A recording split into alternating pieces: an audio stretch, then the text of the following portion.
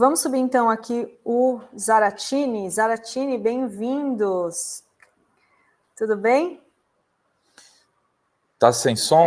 Tá sem som ou é a gente que tá sem som? Agora sim. Agora sim, é aí. agora sim. É aí. E aí, Zara? Como estamos? Estamos aqui na luta.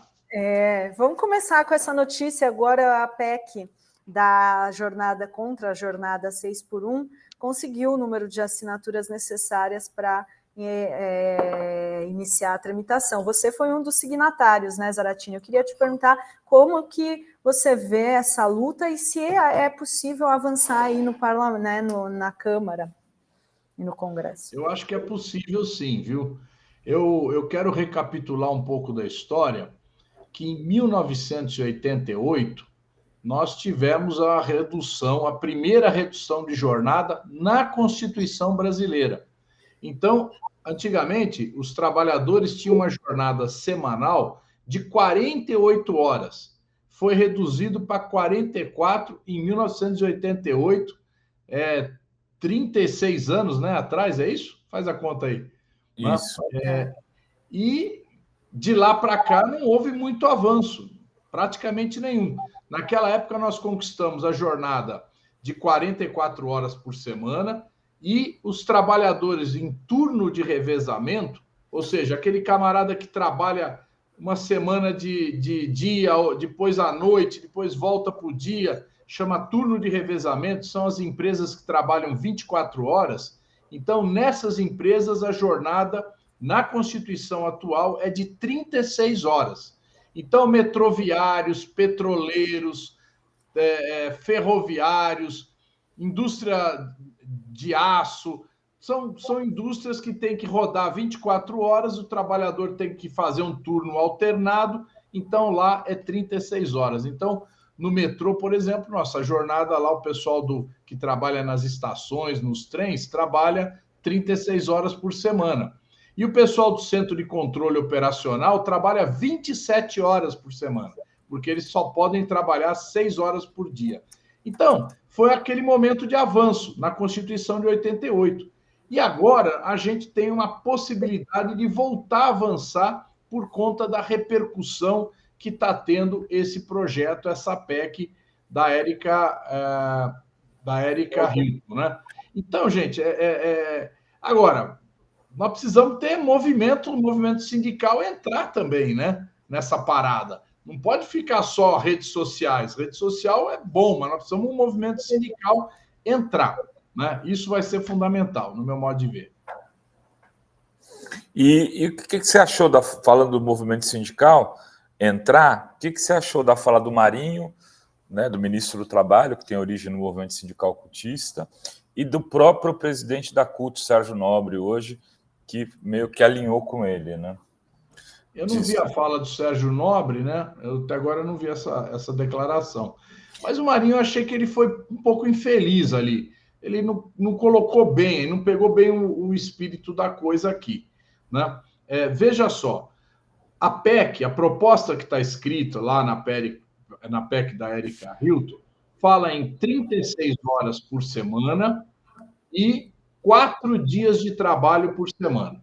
É uma proposta bastante avançada, né? Bastante avançada, né? Porque a gente já tem uma PEC aqui do Reginaldo Lopes, que já estava tramitando, que também fala em 36 horas e 4 dias por semana. Então, elas são muito parecidas, né? É lógico que a proposta da Érica vai a pensar na proposta do Reginaldo, que é mais antiga. Tem outras propostas, o Vicentinho tem uma luta aqui de anos de redução para 40 horas da jornada semanal. Então, quer dizer, são vários parlamentares que ao longo dos anos vieram com essas propostas, né, e que é importante agora a gente materializá-la politicamente, porque, diferente daquilo que o Marinho falou, é muito difícil uma categoria, na conjuntura de hoje, conseguir a redução da jornada de trabalho isoladamente. É muito complicado, é muito difícil isso.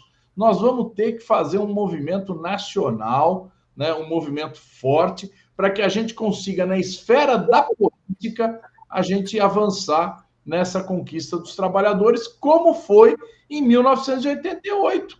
Em 1988, eu era dirigente do Sindicato dos Metroviários, nós viemos com caravana para Brasília, metroviário, petroleiro, e conseguimos a jornada de 36 horas e de 44 horas para quem trabalha 8 horas por dia. Então, foi um avanço. Para avançar de novo, eu acho que a gente vai ter que ter um movimento de cunho nacional. Eu até refleti aqui com a minha amiga Maria Fro, que também faz parte da assessoria da CUT, que eu acho que se o Marinho e o Sérgio Nobre invertessem o raciocínio, faria mais sentido. Olha só, você faz a lei e aonde for exceção, você discute na convenção coletiva. Não é? É como o salário mínimo. Não, aí não dá, viu, Renato? Não, o raciocínio seu não aplica, porque é o seguinte, vou te falar, Não, porque a hora que dá vocês... 6 por 1, dá 6 por 1. Porque tem categoria que não pode fazer. Ele dá o exemplo do petroleiro em plataforma. Mas o petroleiro em plataforma já trabalha 36 horas por semana. Isso. Então, eles vão para a plataforma e fazem um revezamento lá, que esse revezamento dá 36 horas de trabalho por semana. Depois ele folga, ele vai para a terra e passa uns dias lá na terra. Então, vê bem, o petroleiro já conquistou essas 36 horas. Ele não está. Isso não vai pegar. Isso vai pegar quem? Vai pegar o comércio, vai pegar outras indústrias, vai pegar o trabalhador de escritório, de serviços, né? Então, agora, quando a gente aprova uma lei, ela é o parâmetro mínimo, não máximo. Por isso que eu acho que você está com o raciocínio errado. Porque a hora que a gente aprovar essa lei, ela é o mínimo. Então, vamos dizer que na negociação a gente não consiga 36 horas, consiga 40. Não, mas eu não estou falando das horas. Aí não vai impedir que categorias... A minha questão é a escala, que é o que está pegando na cabeça da grande maioria do povo, é a escala que está sendo discutida, não é nem a jornada nesse momento. Mas, Renato, a proposta da Érica não fala em escala. Fala 4 por 3, não fala? Não, a proposta da Érica fala em 4 dias por semana, que é 4 por 3, certo? E 36 horas. Então, não fala em escala, mas, por exemplo, se você não aprova os 4 por 3, mas aprova 40 horas ou 36 horas, aí a escala sim entra na negociação. Qual é a melhor escala para o trabalhador? Aí o sindicato vai lá naquela categoria específica, naquele serviço específico e acerta uma jornada de escala, uma escala, né, mais confortável possível para o trabalhador. Então, quem que falou aqui, alguém comentou, não sei se foi que estava numa loja e as meninas que estavam trabalhando na loja conversando sobre o tema. O que pega para elas é a escala. Essa escala 6 por 1 para quem trabalha no comércio, em farmácia, supermercado, enfim, esse pessoal acaba... Não, tem escala pior. Tem escala 5 por 1. 5 por 1, você numa semana folga na segunda, na outra na terça, na outra na quarta, na outra na quinta, na outra na sexta. Você só vai folgar no domingo depois de 6 semanas. Sim. Entendeu? Então, vê bem, lógico, eu sei, o mote da campanha é o fim das 6 por 1. Tem problema, vamos trabalhar nisso. Mas, fundamentalmente, nós temos que conseguir a redução da jornada, certo? Redução da jornada semanal, né? Com 2 possibilidades, ou trabalhando menos horas por dia, ou menos dias por semana, ou as 2 coisas combinadas. E como é que funciona no parlamento? Você falou, tem a proposta da Érica, que é uma proposta ousada, 4 por 3, 36 horas. tem a do Reginaldo, que também, se não me engano, é 36 horas. Isso. Só que ele previa 10 anos para alcançar. Ele previa 10 anos para alcançar. Como é que vai... A do Reginaldo está há mais tempo, a da Érica conseguiu as assinaturas. Como é que isso depois você pode fazer um grande acordo? A Ivana aqui falou o exemplo que eu dei aqui em Curitiba no comércio, que ela está dizendo, fui eu. Obrigado, Ivana. Isso daí vai para uma comissão, vão se fundir as propostas, é possível refazer a proposta? Como é que funciona, Zara? Não, funciona assim. Em primeiro lugar, a Comissão de Constituição e Justiça vai votar se tem admissibilidade ou não, se a proposta está de acordo com a Constituição, né? Essa é a primeira votação. Eu acho que não vai ter muito problema, né? Porque é evidente que isso está de acordo com a Constituição. É uma mudança na Constituição, mas não fere nenhuma daquelas chamadas cláusulas pétreas, né? Que estão lá na Constituição. Segundo lugar, aí ela vai para uma chamada comissão especial. O presidente da Câmara convoca uma comissão especial, essa comissão tem participação de todos os partidos, e aí essa comissão é que discute o conteúdo. Então vai pegar o projeto do Reginaldo, o projeto da Érica, outros projetos que tenham aí, que falem sobre jornada de trabalho, e vai juntar tudo isso e o pessoal vai debater, discutir, e vai ser aprovada uma proposta da comissão. Aí essa proposta da comissão, depois de aprovada, vai para o plenário da Câmara. E aí o plenário tem que votar em 2 turnos. Pode ter emenda, entendeu? Pode ter, pode não ter emenda. E aí depois vai para o Senado. Esse é uma batalha, né? Mas eu acho que a gente tem condições aí de... Uma PEC dessa para ser aprovada, se ela for ligeira. Renato, aqui nós já aprovamos o PEC em 3 dias. Entendeu? Depende da resistência. Então, quando todo mundo quer votar, vota no mesmo dia. Agora, é lógico que essa PEC vai ter uma resistência dos patrões, né? Eles vão criar resistência aqui, vai falir empresa, vai quebrar a empresa, vai ser uma desgraça, que é tudo que falavam antigamente. Quando reduziu de 48 para 44, há 36 anos atrás, os caras falaram, pô, as empresas não vão aguentar. Nenhuma empresa faliu por causa disso, né? Quando o Paulo Paim falava em salário mínimo, quando o Paulo Paim falava em salário mínimo de $100, era uma coisa assim. O Fernando Henrique, o pessoal plantava o fim do mundo para o Brasil. Exato. Isso agora não faz tanto tempo. Agora estão falando, não, que o preço vai subir, vai ter inflação, vai ter não sei o que aí. Outro dia falaram assim, mas no supermercado, você vai hoje no supermercado, já tiraram pela metade o número de caixa e colocaram tudo autoatendimento para você ir lá. Exato. E isso é uma coisa que a gente... É um argumento forte, Dri. Por quê? A economia mundial, ela está cada vez mais automatizada, né? Você pega call center. Call center era um lugar onde tudo que era jovem, ele entrava no mercado de trabalho para trabalhar num call center. Hoje em dia, boa parte do call center é automatizado, é robô. Então o cara fala, aperte 3, aperte 4, não sei o quê. Então, é tudo uma forma de fazer automatizada. Então, o que a gente precisa também? Nós precisamos que as pessoas trabalhem menos para que mais gente possa trabalhar, né? Muitas funções estão desaparecendo, né? Estão sumindo, estão acabando.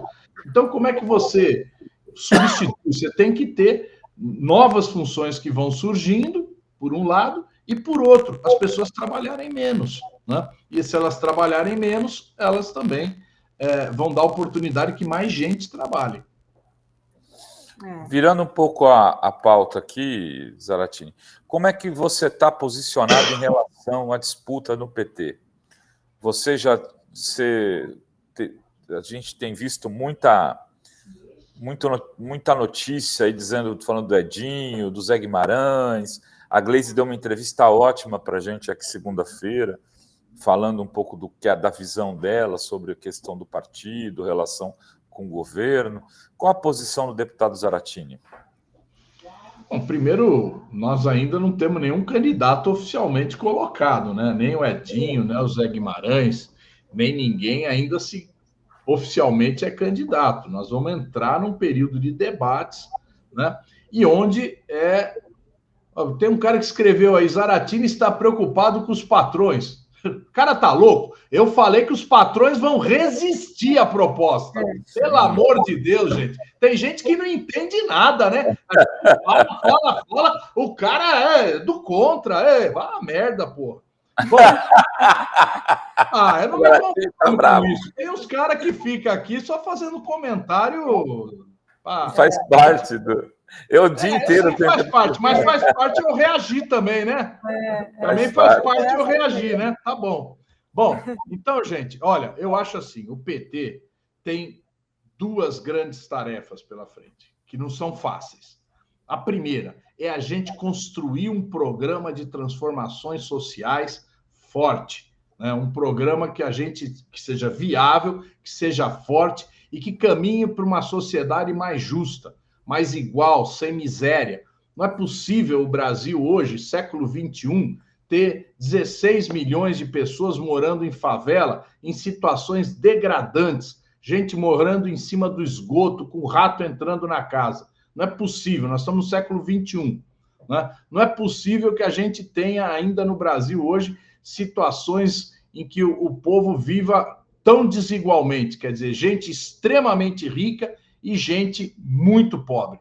Então, nós precisamos ter um programa de redução de desigualdades, de avanço social, né, e democrático. Avançar também na democracia. Nós não podemos viver uma democracia que seja o tempo todo ameaçada. Então, eu acho que esse é um programa que nós precisamos construir. Eu estou falando aqui em coisas gerais, mas eu acho que a gente tem que exatamente detalhar isso daí. Segunda coisa é a gente reconstruir o PT. Né? O PT ele é construção de uma geração que vem lá dos anos 80, né? E que tem que ter uma renovação. Então, tem muitos municípios, tem gente que ficou assustada, o PT só elegeu poucos prefeitos. Bom, mas nós não somos igual o PSD do Kassab, que onde ele passa, ele vai filiando o prefeito. Então, ele já filia um prefeito que já é prefeito. Nós não fazemos isso. Nós pegamos a nossa militância, coloca como candidato a vereador, a deputado, aí o cara, aquele que dá certo, vai lá na frente, é candidato a prefeito. Então, o nosso tempo de construção partidária é muito mais longo do que o tempo do Kassab, né? Porque o dele, ele pega a coisa pronta. Nós não, nós construímos. E nós precisamos melhorar a nossa construção partidária, nós precisamos reconstruir o partido em muitos municípios do Brasil, né? Fazer com que, através desse programa renovado, a gente traga a juventude junto com a gente forme novos quadros, gente que vai disputar eleição, vereador, deputado, e faça um processo de renovação política. Então, eu acho que essas duas questões são importantes para essa discussão que nós vamos ter internamente no PT. O pessoal gostou de você, Pistola, viu? Zaratini Pistola fez sucesso. Vou chamar o Zaratini mais para pistolar aqui. A Tânia, meu deputado Pistola, adorei, mas ouço dizer bolos em todo lugar. E a Alina Paula, Zaratini, melhor convidado, adorei ele, Pistola, valeu meu superchat. É isso aí, Zaratini, bota esse povo para correr. E, Zaratini, nessa questão do ajuste fiscal, hoje saiu uma notícia que o Lula chamou o Múcio para conversar e que pode ter aí algum corte nas Forças Armadas e, inclusive, na questão da aposentadoria dos militares. Eu queria te perguntar, não é hora de ter corte nos militares e também o que o Congresso pode fazer nas emendas para evitar que só entre saúde, educação, BPC, previdência? Como que você vê essa discussão? Bom, nós temos o grande problema que a gente tem no orçamento. Problema, eu quero dizer, para aqueles que querem mudar a interpretação, é a grande questão que nós temos que resolver. É o problema dos gastos sociais, principalmente da Previdência, certo? A Previdência no Brasil, contando o INSS, contando o BPC, contando a Previdência dos militares, dos funcionários públicos, ela vai a mais de R$ 1 trilhão, 1 trilhão e 200, mais ou menos, né? E esse recurso, ele tende a crescer cada vez mais, né? E como nós temos, na verdade, o tal do arcabouço é um teto de gastos, cada vez que cresce a Previdência, diminui o espaço de investimento e dos outros gastos. Então, por exemplo, o gasto com educação, ele vai sendo comprimido porque esse outro gasto está crescendo e aí você chegou nesse teto. Bom, nós podemos falar, vamos tirar o teto, né? É uma opção, ou vamos aumentar o teto, é uma outra opção. Então, a discussão que a gente tem que ver, a Previdência, da forma como está hoje, é justa, né? Quer dizer, um militar ganhando não sei quantas vezes mais do que uma pessoa que aposentou pelo INSS, é justo, certo? Nós temos que discutir isso. O funcionário público, é justo ele ter uma previdência tão maior do que o trabalhador comum, né? É justo que o juiz, o promotor público tenham super salários como tem e, logicamente, isso implica na aposentadoria deles depois? Então, essas são coisas que a gente tem que fazer um debate, né? Nós precisamos também debater que a gente tenha, que o gasto seja feito corretamente. De 21 milhões de aposentados, de 21 milhões de famílias que recebem o Bolsa Família, nós temos 5 milhões que são de uma pessoa só. De uma pessoa só. Então, precisa ver se é isso mesmo, se as pessoas estão morando sozinhas mesmo, ou se tem problema aí na declaração. Porque a coisa se chama Bolsa Família. Nós temos que gastar o dinheiro com quem realmente precisa. Quem inventou esse negócio de família unifamiliar foi o Bolsonaro, né? Que jogou o Bolsa Família, deu dinheiro para todo mundo para ver se ganhava a eleição. Então, nós precisamos fazer política correta. Por quê? Porque nós precisamos de dinheiro para educação, precisamos de dinheiro para a saúde, né? Para investimento na saúde, investimento em construir hospitais, construir unidades de saúde, né? Educação, nós precisamos fortalecer o ensino tecnológico e universitário, né? Nós vamos precisar botar dinheiro nisso. E nós precisamos botar dinheiro na infraestrutura do país também, estrada, porto, aeroporto. Então, é uma infinidade de questões que a gente precisa resolver. E aí tem o gasto da Previdência, principalmente do funcionalismo e dos militares, está ajustado, né? E também a gente ter uma rediscussão sobre esse teto, né? Esse teto, ou como a gente faz. Eu, por exemplo, estou trabalhando num projeto aqui, Renato, que é o seguinte: nós temos uma empresa chamada PPSA. Essa empresa, ela recebe a partilha do petróleo. Vocês sabem, o petróleo, na área do pré-sal, ele funciona sob regime de partilha. Então, a empresa, a Shell, vai lá, ela extrai o petróleo, ela tem que deixar uma parte com a PPSA. A Petrobras também tem que deixar uma parte com a PPSA. Bom, o que a PPSA tem a receber nos próximos 20 anos é 300 bilhões de dólares, certo? Ou seja, 1 trilhão, mais de 1 trilhão de reais. Então, o que a gente está propondo? Vamos pegar uma parte desse recurso, não precisa ser todo, vamos pegar uma parte e vamos fazer investimentos na moradia, vamos acabar com essa situação degradante que vive esses 16 milhões de pessoas em favela. Vamos fazer investimento na educação, fazer um grande projeto de formação de engenheiros, de tecnólogos, de gente que vai estar trabalhando em aumentar a produção do país, a produtividade, gerar empregos, né? Vamos fazer um investimento em infraestrutura. Então, a gente pegaria esse dinheiro e faria um super PAC, entende? Um super PAC realmente para a gente dar uma outra dimensão para a atuação do governo. Agora, logicamente, só posso fazer isso se for fora do arcabouço fiscal, porque dentro do arcabouço fiscal não cabe. Muito bom. Muito legal, Zaratini. Tem mais alguma coisa, Adri? Acho que é isso. Queria agradecer o Zaratini. Muito obrigada aqui pela entrevista hoje. E vamos continuar acompanhando, né? Desculpa aí, viu, gente? Imagina, arrasou. Eu só ia. Agora ficou bom, porque agora você pode vir sempre. A gente sempre vai por um cara aqui para te cutucar. Aí